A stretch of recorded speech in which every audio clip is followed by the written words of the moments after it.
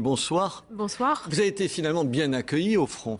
Tout à fait. Moi, j'y ai rencontré des gens sympathiques entre eux. J'ai été très bien accueillie, je l'ai dit, et je pense que c'est important de le dire aussi parce qu'il y a des gens qui vont au Front National, qui sont peut-être éventuellement un peu paumés et qui s'y trouvent bien et qui ne se rendent peut-être pas compte des idées qui sont véhiculées dans ce parti. Donc, et le piège se referme quelque part sur eux. Personne ne s'est méfié de vous. Ah non, je crois vraiment. Au contraire. Ah oui, non, mais au contraire, façon. on m'a fait très rapidement confiance. Mon secrétaire départemental m'a fait très rapidement confiance. Tout le monde, vous avez pu monter dans l'appareil, si j'ose dire, sans problème. Les gens ouvrent leurs portes, ouvrent leur cœur, parlent avec vous. Tout à fait. Mais c'était aussi pour ça que j'avais choisi de m'infiltrer. C'était aussi pour aller au plus près de leur réalité. Mais en même temps, ça je comprends, donc vous l'expliquez bien, mais en même temps vous dites c'est un parti paranoïaque, masqué, ou qui se vit caché. C'est pas un peu contradictoire quand même? C'est totalement paradoxal. Mais le Front National, c'est plein de paradoxes. Et les gens qui sont au Front National, c'est aussi plein de paradoxes. Par exemple, je décris mon secrétaire départemental. Je trouve un article sur un site qui s'appelle Les 4 vérités. C'est vraiment un article qui fait peur. Je ne sais pas si vous avez lu dans le 4e chapitre. Et par ailleurs, c'est quelqu'un... je lis leurs livres. D'accord. Et par ailleurs, c'est quelqu'un qui va être chaleureux, qui va être extrêmement serviable, qui va prendre en charge vraiment les militants. J'ai compris, mais vous me dites, alors moi j'ai lu avec attention le livre, vous dites donc une fois que vous expliquez, donc vous avez pu rentrer finalement assez facilement, très facilement. Vous expliquez que finalement ce que vous voulez, alors là je vais vous citer maintenant, c'est simplement donner à voir. Tout à fait. Je dis tiens, voilà une journaliste qui arrive sans a priori. 10 lignes après, vous dites je vais au pays des salauds.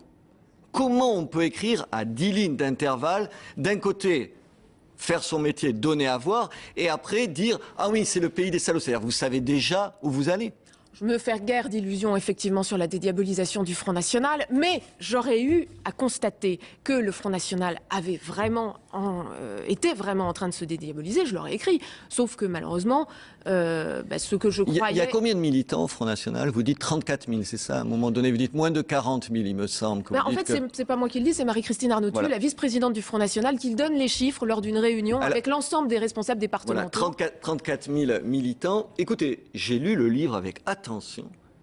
Je n'ai pas trouvé une description d'une personne, je reviendrai sur Gisèle tout à l'heure, qui ne soit pas raciste, antisémite, révisionniste, complotiste, nostalgique de Vichy et j'en passe. C'est-à-dire, ce ne sont que des portraits à charge, ce ne sont que des salauds. C'est faux, parce que je parle par exemple de Cédric. Pour reprendre le pays des salauds que vous racontez. Je parle par exemple de Cédric. Cédric, c'est qui? C'est un tout jeune militant qui, et je le dis, qui n'a jamais fait de réflexion raciste, mais qui pour autant ne semble pas avoir de, comment dirais-je, de réflexe quand il est à côté de quelqu'un qui lui dit mais finalement on a toujours été... Lui il n'est pas raciste, il est dans la catégorie con alors. Pour reprendre Sophia Aram qui parle des militants du Front National en disant c'est que des cons. Ça veut dire, vous avez le choix. Quand je lis le livre, je dis ou c'est des salauds ou des cons qui ne comprennent pas qu'ils sont avec des salauds. C'est en gros ça que vous nous expliquez. Je ne me permettrai jamais de dire que ce sont des cons. Ah mais c'est que ça. Mais par contre... des salauds, oui, ça ne vous gêne pas de l'écrire. Mais je l'ai mis entre guillemets et vous savez très bien... C'est de vous, vous citez vous-même. Vous ne mettez pas entre guillemets, vous dites « je vais au pays des salauds ». C'est quand même une drôle d'attitude. 34 000 salauds, 34 000 vichistes, 34 000 racistes, 34 000 antisémites. 34 000 non, c'est moi qui vous le dis. C'est moi qui vous le dis. 34 000, j'ai absolument pas dit ça. J'ai essayé de décrire simplement ce que j'ai vu. Et ben, ce que j'ai vu, ça va. Ce ne sont que ça. Il y a en tout cas énormément de personnes qui m'ont fait des réflexions racistes, effectivement. Et il n'y en a pas qui ne le sont pas, que vous avez rencontrés, dont vous auriez pu parler aussi. Pour qu'on comprenne, je ne défends pas le Front National, je me dis c'est pas possible qu'il y ait 34 000 salauds dans le même parti. Mais est-ce que vous êtes allé jusqu'au bout du livre? Absolument, parce qu'il y a une conversation avec attention, j'ai même essayé de trouver désespérément une description sympathique de quelqu'un. Eh bien justement, il y a un chapitre où je dis pour une fois, le repas n'a pas été l'occasion qu'on se défoule sur les étrangers. Alors je suis même obligée de l'écrire tellement cela m'étonne vu ce que j'ai comme expérience au sein du Front National. Ça veut dire que quand c'est pas le cas, évidemment que je l'écris. Vous avez tellement d'a priori qu'à propos du rejet des élites, le rejet des élites. Oui, il y a un rejet des élites. Au Front National, oui, voilà. c'est évident. Là, non, mais attendez, vous voulez que je vous parle de Nicolas Sarkozy en ce moment, vous voulez que je parle de Jean-Luc Mélenchon en ce moment sur le rejet des élites. Front National. Ah oui, non, voilà, oui, au Front National, c'est... Il y a un rejet des élites. Effectivement. Qui est du racisme social. C'est votre mot. C'est-à-dire que chez les... Alors c'est du racisme. C'est simplement que j'ai une conversation avec... C'est votre mot dans le texte. J'ai une conversation avec quelqu'un qui est le secrétaire fédéral des Hauts-de-Seine et qui me donne ses sentiments sur un certain nombre de militants.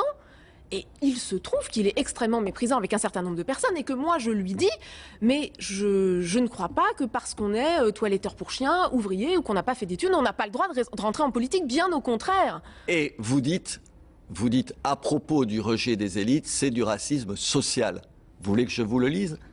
Mais je dis simplement que cette personne qui est secrétaire du Front National... En gros, ce que je veux vous dire, c'est... vous ne faites pas une enquête, vous allez vérifier ce que vous avez dans votre tête avant d'y aller. Mais bien sûr c'est le sentiment qu'on a. Mais bien sûr que non. Moi, ce que je raconte, ce sont des faits. Quand je vais chez les maréchals, dont lui et Christian Maréchal est membre de la commission de discipline, je n'invente rien. Quand je vois le maréchal Pétain dans la bibliothèque, c'est quand même une information. Personne ne vous dit que vous inventez. Je vous dis simplement que vous ne retenez qu'une partie. Alors, prenons un autre exemple. Vous tombez, vous y avez fait allusion, sur votre responsable des Hauts-de-Seine. Sylvain, en l'occurrence, c'est Rémi Carillon, dont on parle. Oui, tout le monde le sait, donc je dis les choses clairement. Okay. Rémi Carillon, c'est un fou furieux, je vous le concède, 20 fois. Purification ethnique. Du comité central Absolument, aussi, vous avez raison. Vous écrivez, parce qu'il a peur d'être exclu, et il vous le dit à un moment donné. Vous dites, s'il était exclu, au lieu de dire ce serait bien, le Front National se débarrasserait d'une brebis galeuse. Pas du tout. Vous ne dites jamais ça, vous dites, s'il était exclu, ce ne serait, je vous cite là, ce ne serait que pour donner des gages à ceux qui veulent croire ou voir une normalisation du parti.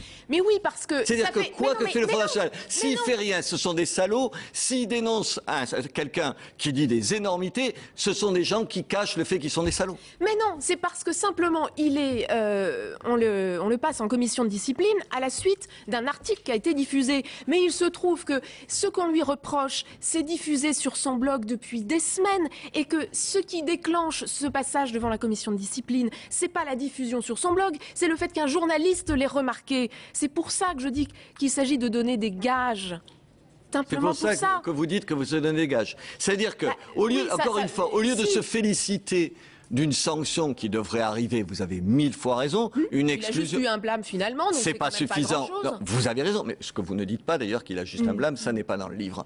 Au lieu de vous en féliciter, là encore, vous le retournez contre le Front National. Et une fois de plus, je défends pas le Front National, mais j'ai du mal à imaginer qu'il n'y a que des salauds et qu'aujourd'hui, il y a 15 à 20% de gens qui vont voter pour des salauds. C'est ça que vous me dites. Alors attendez, premièrement, moi je suis allée voir les militants. Il y a peut-être une différence entre les électeurs, les adhérents et les militants. Ils sont peut-être pas eux tous des salauds. Quand Ralph Fron s'en prend au Front National, pardon, quand le syndicat Sud de la Poste brûle des prospectus du Front National...